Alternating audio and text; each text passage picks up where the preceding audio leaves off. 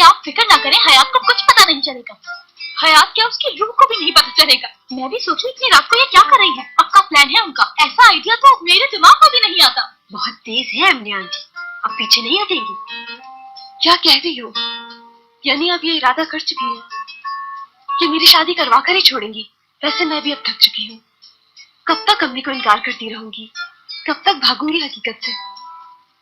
एक बात कहना चाहती हूँ मैं तुम्हें हयात, अगर तुम किसी दिन सोकर उठो और तुम्हारे सामने तुम्हारे 3-4 बच्चे हो तो परेशान होने की कोई जरूरत नहीं है, क्योंकि अमना आंटी की बेटी हो तुम। कुछ भी हो सकता है। मैं यहाँ किस दर्द से गुजर रही हूँ ये बात मैं अम्मी को बता भी नहीं सकती। मैं अंदर ही अंदर मरती जा रही हूँ अम्मी जान। वो भी क्या करे, वो भी बस अपनी बेटी की खुशी चाहती है ना, और वो कर भी क्या सकती है हया। क्या किस्मत है, देखो तो सही। मुराद की शादी होने वाली है और मेरी भी, लेकिन एक दूसरे के साथ नहीं। क्या बात है एपिक, तुम ही कम से कम उन्हें मना कर देती कि आंटी इसका कैसा कुछ मत सोचे, और तुम तो इसकी हालत से वाकई पहुंच चुके हो। तुम क्या चाहती हो? क्या कहती मैं उनसे कि आपकी बेटी को उसके बॉस से प्यार हो गया है?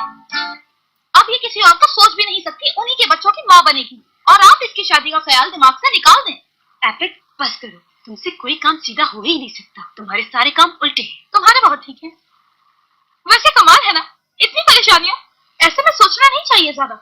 क्या ख्याल है कि गांव चलते हैं, वहां जाके एक नई दुनिया बसाते हैं जहां अपनी मर्जी से जिए, खूब मस्ती करते हैं जाके।